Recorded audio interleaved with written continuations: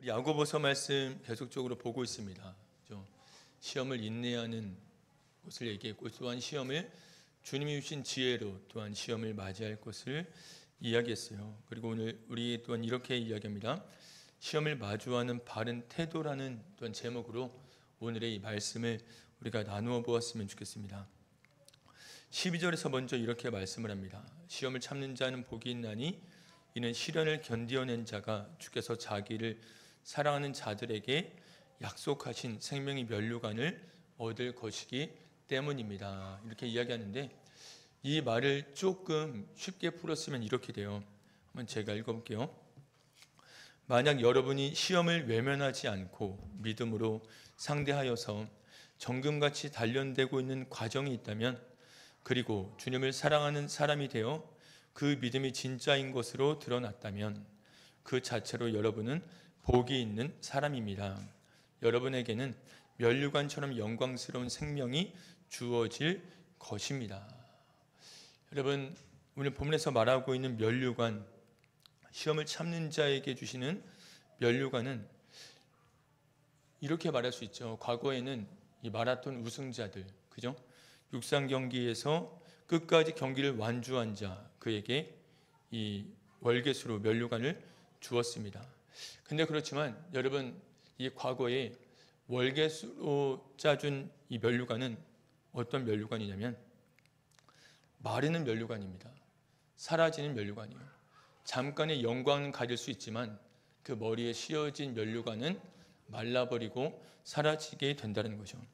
근데 오늘 본문에서 말씀하고 있는 생명의 면류관은 절대 사라지지 않는 면류관입니다. 영원한 면류관입니다. 이것을 우리에게 주시는 영생이라고 이야기할 수 있을 것입니다.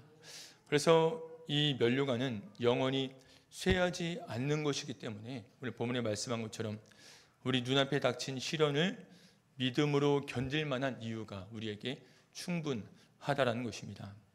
그래서 요한계시록에서는 이렇게 말씀을 해요. 서머나 교회에게 면류관을 주겠다, 이렇게 말을 합니다.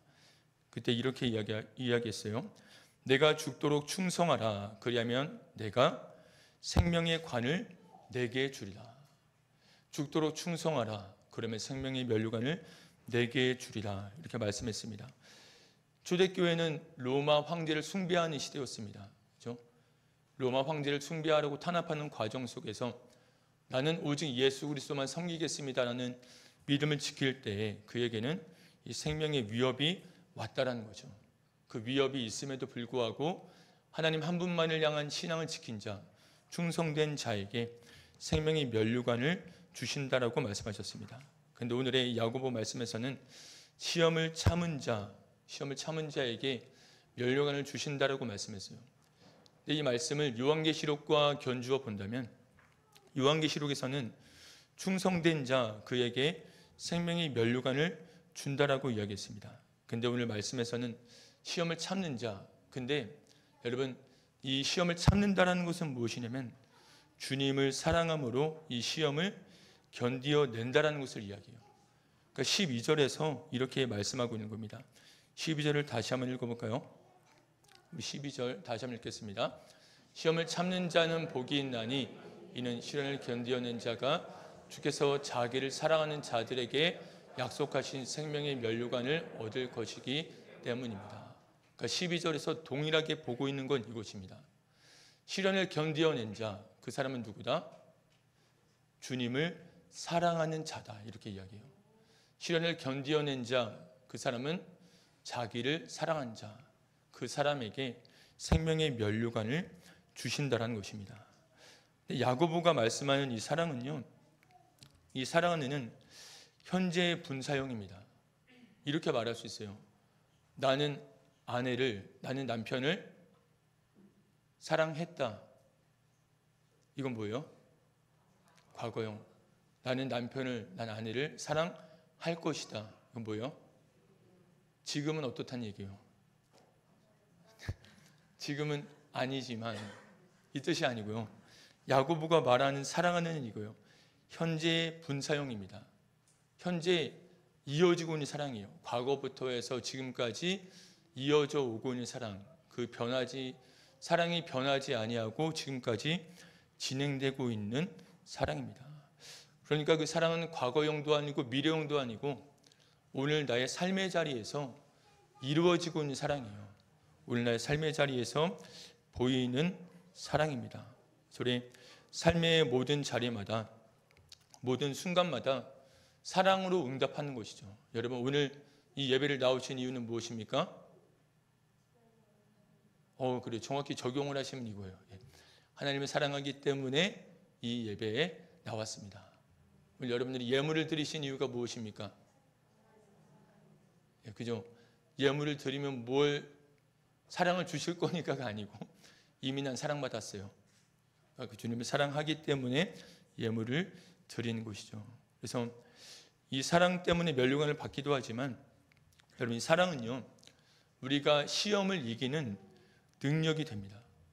주님을 사랑하기 때문에 우리 인생의 시험들을 능히 이겨낼 수 있는 것이고 또한 여러분 이 사랑은요 시험을 통과한 자에게 맺혀지는 열매라는 거예요. 난 주님을 사랑하기 때문에 이 시험을 이깁니다. 사랑 때문에 시험을 이겨요. 근데 더불어서 시험을 이겼다는 것은 뭐냐면 그 사람이 그만한 사랑을 가지고 있다라는 뜻도 된다는 거죠. 그러니까 우리에게 닥쳐있는 이 시련을 주님을 사랑함으로 이겨나갈 때 주님을 사랑함으로 이겨낼 수 있고 또한 시련을 이겨내면서 주님을 사랑함을 내 삶으로 증명해 나가는 삶, 열매 맺는 삶을 살아갈 수 있다라고 이렇게 이야기를 하고 있습니다. 그래서 4절에서는 이 이야기를 다르게 이야기합니다. 그 사람을 가리켜서 온전하고 구비하여 조금도 부족함이 없는 사람이라고 이야기를 해요. 사랑으로 시련을 이겨내고 시련을 이겨냄으로써 사랑을 증명한 사람에게 그 사람은 온전하고 구비하여 조금도 부족함이 없는 사람이다. 여러분 이 땅 가운데 완전한 그리스도인 누구일까요? 난 퍼펙트한 그리스도인이야. 누구일까요? 하나님 사랑하는 그리스도인입니다. 내가 하나님을 사랑한다면 그는 정말 완전한 그리스도인이다라고 말할 수 있습니다. 물론 완전하다, 퍼펙트라는 표현을 우리가 할 수는 없지만 이 고백할 수 있죠. 내가 주님을 사랑합니다. 여러분 지금 그 고백하기가 어려우십니까? 자, 내가 주님을 사랑합니다. 이것이 우리의 마음인 줄 믿습니다. 그래서 주님은요, 일단 우리를 그렇게 사랑하기도 하시지만 그 사랑을 우리에게 보여주기를 원하세요. 여러분, 이제 모세가 이렇게 이야기했습니다. 하나님이 말씀하시는 그 사랑은 여러분 보통의 우리가 관계 속에서는 약속을 하지 않잖아요. 여러분 연애할 때는 그 사람이랑 약속을 하세요? 헤어질 수 있죠. 여러분 사랑의 감정이 얼마나 가는 줄 아십니까? 1년 6개월 길면 1년 6개월이요. 정말 길면 사랑의 감정이라면 어떻게 돼요? 1년 6개월이면 사라지는 사랑, 끊어지는 사랑입니다. 여러분 성경에서 우리 보고 주님을 사랑하라 말할 때는요, 야 너의 그 감정을 따라서 사랑이라 말씀하시는 게 아닙니다. 내가 감정을 따라 사랑하면요 기껏 해봤자 1년 6개월, 길어봤자 1년 6개월밖에는 사랑할 수 없다는 거죠. 우리가 주님을 향한 사랑은 어떤 사랑이냐면 언약에 관계한 사랑이고 관계에 기초한 사랑입니다. 그래서 모세는 이렇게 이야기했어요. 신명기 6장 4절 5절에서 이렇게 이야기했습니다. 이 말씀 다 같이 읽겠습니다. 이스라엘아 들으라.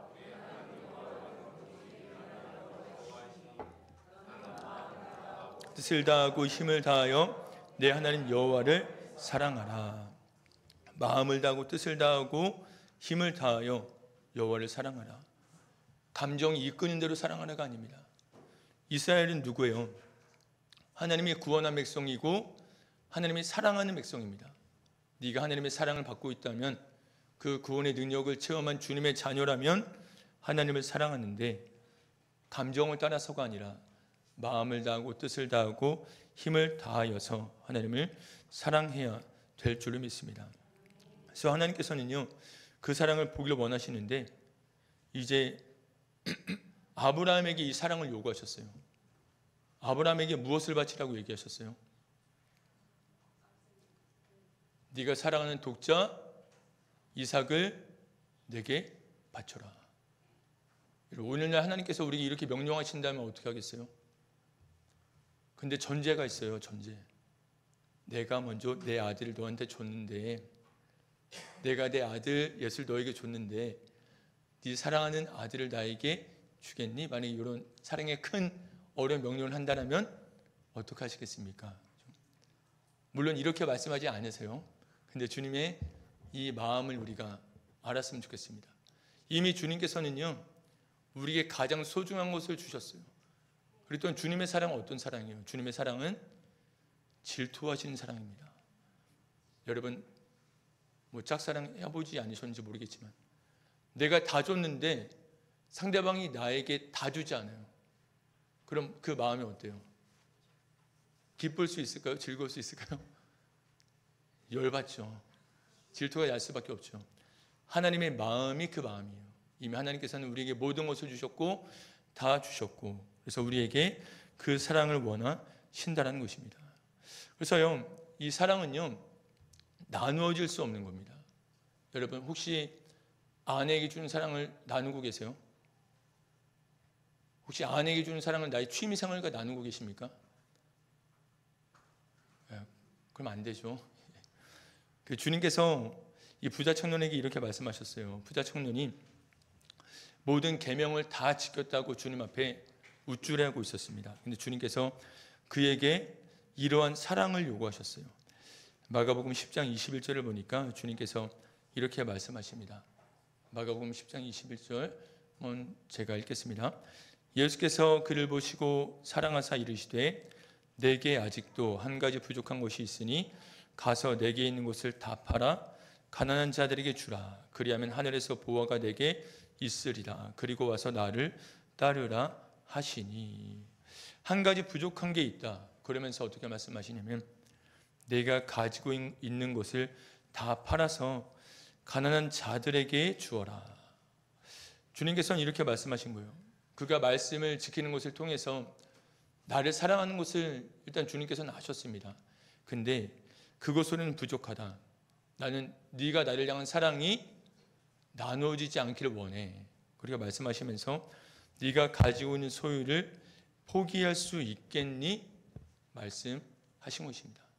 근데 이 부자 청년은 어떻게 했어요? 이 물질을 포기하지 못했습니다. 그래서 생명을 얻는 주님을 사랑하기보다 사라지는 물질을 사랑하는 자로 그쳤다라는 것입니다. 여러분 오늘날 주님께서는요 항상 우리의 삶의 모든 자리의 시험의 모습은 동일해요. 내가 주님을 사랑하는가 아니면 주님 외에 다른 것을 사랑하는가 이것입니다. 그리고 나의 사랑은 다른 무엇과 나누어져 있는 불완전한 사랑인가 이것을 우리에게 질문하고 계시다는 겁니다. 여러분 내가 주님을 사랑한다면요 삶에서 일어나는 모든 시련들은 우리가 넉넉히 이겨낼 수 있을 것입니다.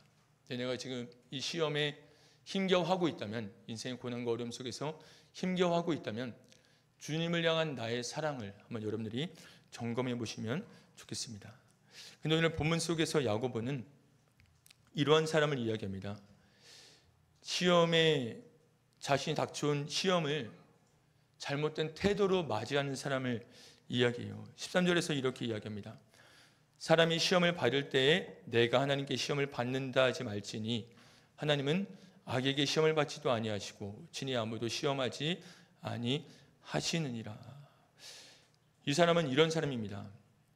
어떤 사람이 있는데 그는 죄에 빠졌습니다. 근데 그 사람이 이렇게 이야기하는 거예요. 그가 죄에 빠졌는데 이거는 나의 잘못이 아니야. 내가 이렇게 죄를 지은 건 뭐냐면 하나님께서 나를 유혹하셔서 내가 죄 가운데 빠진 거야 하면서 하나님을 탓하는 사람이 있다라고 야고보는 이야기를 하고 있습니다. 그러면서 야고보가 네가 그렇게 하나님께 시험을 받는다고 말하는 것은 틀리다라고 두 가지를 이야기해요. 당신이 그렇게 이야기하는 것은 맞지 않습니다. 그리고 그렇게 말해서도 안 됩니다 하면서 두 가지를 이야기하는데, 첫째는 무엇이냐면 하나님은 악에게 시험을 받지 아니하시는 분이다라는 거예요. 여러분, 하나님은 선하신 분이십니다. 그 하나님은요, 악을 행하도록 시험을 받는 분이 아니시다라는 거예요. 그러니까 여러분, 예수님께서는 광야에서 시험을 받으셨습니다. 그죠? 유혹을 받으셨어요. 시험은 덫입니다. 올감이에요. 시험에 걸려들면 죄 가운데 빠지게 되지만, 여러분, 예수님께서는 시험은 당하셨는데 어떻게 하셨어요? 죄를 짓지는 않으셨습니다.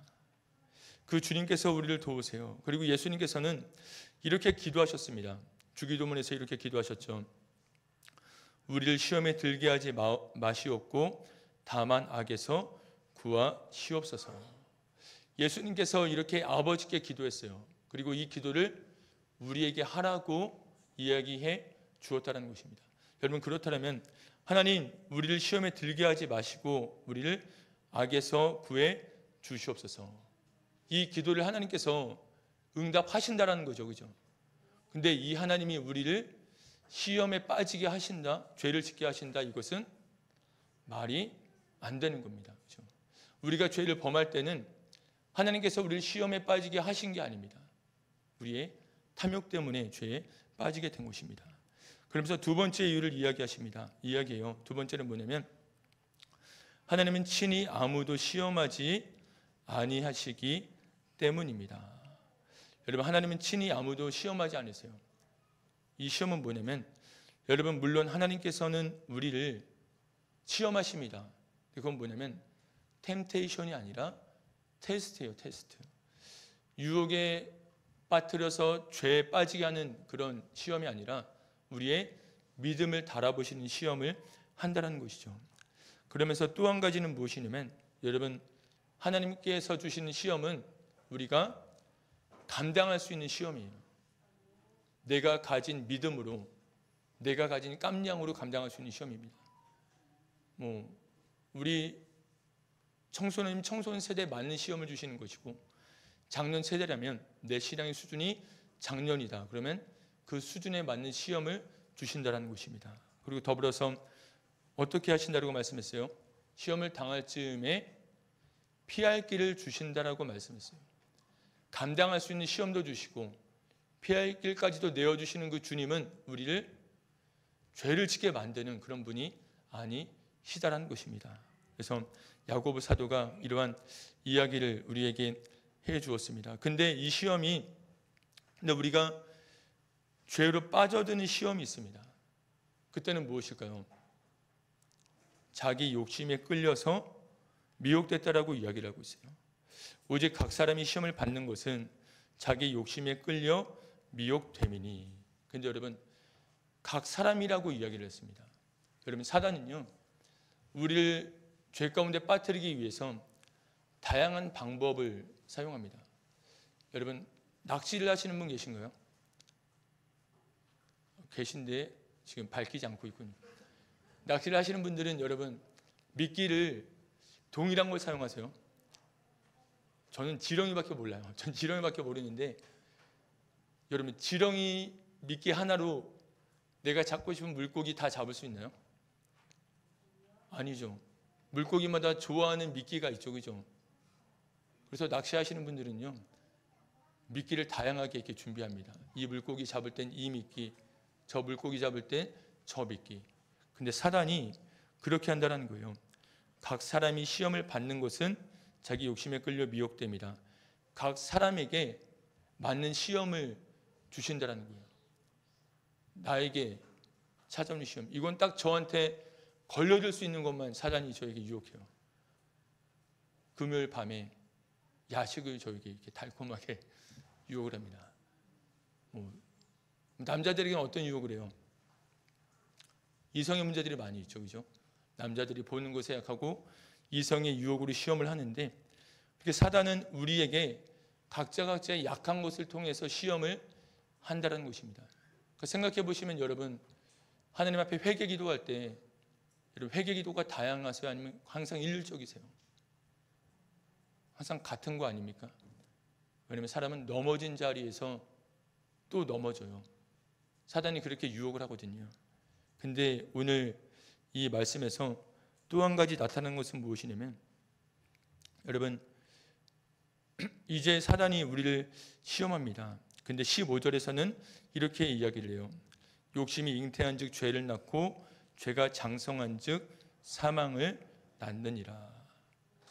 여러분, 욕심이 잉태한 즉 죄를 낳고, 우리가 유혹에 이끌려서 유혹했을 때에 자기 욕심에 이끌려서 시험에 빠진다라고 얘기했잖아요. 자기 욕심에 이끌려서 죄 가운데 갔습니다. 근데 어떻게 말씀하고 있어요? 15절에서는 죄가 장성한 즉 사망을 낳느니라. 욕심이 잉태했습니다. 죄를 낳았어요. 잉태해서 낳았고, 낳은 다음에 어떻게 됐다고 말하고 있어요? 장성했다라고 이야기를 하고 있습니다. 그러니까 여러분, 이 죄는요, 우리가 한번 유혹 가운데 빠져서 이 유혹에 그저 아무런 영적인 감각 없이 넘어지게 되면 이 죄는 점점 자라게 된다는 거죠. 아무런 감각 없이 죄 가운데 내가 그대로 놓여져 있고 이것을 받아들이게 되면 이 죄는 나의 삶에서 사망의 열매를 맺게 된다는 것입니다. 자, 여러분, 요셉을 생각해 볼까요? 요셉은 어떤 상황 속에 있었어요?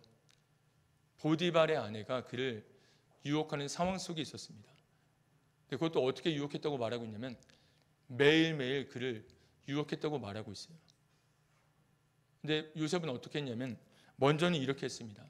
매일매일 그에게 유혹할 때 그는 듣지 않았다라고 이야기해요. 유혹의 소리가 옵니다. 근데 그 소리를 듣지 않았어요. 그리고 매일매일 그를 찾아옵니다. 그때 어떻게 했냐면 요셉은 그와 같이 있지 않았다라고 이야기해요. 같이 하려고 하지 않았고 그 유혹의 소리를 들으려고 하지 않았고, 그리고 마지막에는 어떻게 했어요? 도망쳤습니다. 그 자리에 도망쳤어요. 그러니까 요셉에게는 유혹에 걸려들, 미끼에 걸려들 그런 죄도 짓지 않았고, 그 유혹에 걸려들어서 죄로 빠질 수 있는 유혹도 없었다는 거예요. 왜냐하면 그 자체가 유혹의 소리를 듣지 않았고 그와 함께 있지 않았고 그 자리를 피했기 때문입니다. 여러분, 항상 사단은 우리 연약함을 가지고 죄를 짓게 만드는데, 여러분, 내가 죄를 지었던 그 순간 한번 기억해 보세요. 내 행동은 과연 요셉과 같았는가, 아니면 난 그냥 어쩔 수 없지, 나는 원래 그런 사람이니까, 지금 상황 환경이 이러니까 핑계를 대면서 그 자리에 머무르면서 죄를 낳는 자가 되었는지를 생각해 보았으면 좋겠습니다. 주님께서는 우리에게 이런 마땅한 반응이 있기를 원하신다는 거예요. 죄의 자리에 함께 있지도 아니할 뿐더러 또한 그 자리를 피하여서 죄의 열매를 맺지 않는 우리가 되기를 원하신다는 것입니다. 그러면서 야고보 사도는요, 마지막으로 우리에게 이렇게 이야기를 해줍니다. 하나님이 어떤 분이신지를 이야기해줘요. 당신은 하나님 때문에 죄에 빠졌다고 이야기하는데 하나님은 그런 분이 아니십니다. 당신이 죄에 빠진 것은 먼저 당신이 욕심이 있었기 때문에 그 탐욕에 이끌려서 죄에 빠진 것이고, 더불어 하나님은 어떤 분이시냐면 17절에서 이렇게 이야기합니다. 온갖 좋은 은사와 온전한 선물이 다 위로부터 빛들의 아버지께로부터 내려오나니 그는 변함도 없으시고 회전하는 그림자도 없으시니라. 그분은 당신을 죄에 빠지게 하시는 분이 아닙니다. 그분은 어떤 분이시다? 그분은 온갖 좋은 은사와 온전한 선물을 다 내려주시는 분이다라는 거예요. 여러분, 여기서 이 말씀에서 내려온다라는 이 말씀은요, 이례적인 것이 아닙니다. 생일날에 한 번 선물을 준다는 게 아니에요. 이례적인 것이 아니라 지속적으로 내려온다라는 거예요. 온갖 좋은 은사와 온전한 선물이 위로부터 우리에게 끊임없이 매일매일 필요한 모든 순간마다, 구하는 모든 순간마다 내려온다는 것입니다. 그래서 야고보 사도가 말하는 건 이거예요. 어떤 사람이 이 시련을 이길 수 있는가, 이 시험을 이길 수 있는가? 자기의 욕심에 끌려 미혹된 자리에 나아가는 자가 아니라 그는 미혹에 이끌리게 되고 죄를 열매 맺는 사람이 되게 되는데, 그 사람은 절대 이 시련을 이겨낼 수 없다라고 이야기합니다. 근데 어떤 사람이 이 시련을 이겨낼 수 있는가? 그 사람은 누구냐면 위로부터 부어주시는 주님의 좋은 선물, 온전한 선물을 받아 누리는 사람이 이 시련을 이겨낼 수 있다라고 이야기를 하고 있다라는 것입니다. 여러분, 우리의 시련은 어떤 시련이에요? 물론 버거운 시련입니다. 네, 그렇지만 주님이 우리에게 주신 시련은 템테이션이 아닙니다. 죄에 빠지게 하는 시련이 아니고 우리의 믿음을 더하게 하는 테스트입니다. 근데 이 테스트는 우리가 감당할 수 있는 테스트인 것이고, 더불어 이것은 우리가 감당치 못할 때는 피할 길을 내어주시는 분, 그런 시험이다라는 것입니다. 더불어서 여러분, 우리는 언제 은혜를 누리게 되나요? 평안할 때인가요? 시련의 때인가요? 시련의 때입니다. 여러분, 평안의 때는 위에서 주시는 은혜와 복이 보입니까? 도리어 평안할 때는 여러분 땅을 보고 있지 않으세요? 여기가 좋사오니, 지금 여기가 좋사오니 땅을 봅니다. 근데 여러분, 인생의 시련이 찾아오고 고난의 때 여러분 어디를 보세요? 땅을 보세요? 위를 보세요? 위를 봅니다. 그때 위로부터 우리에게 주어지는 하나님의 온전한 선물, 좋은 선물들이 우리에게 있다라는 것이죠. 여러분, 우리가 시련의 때에, 고난의 때에, 어려움의 때에 위를 바라보신 여러분들 되시기를 축복합니다.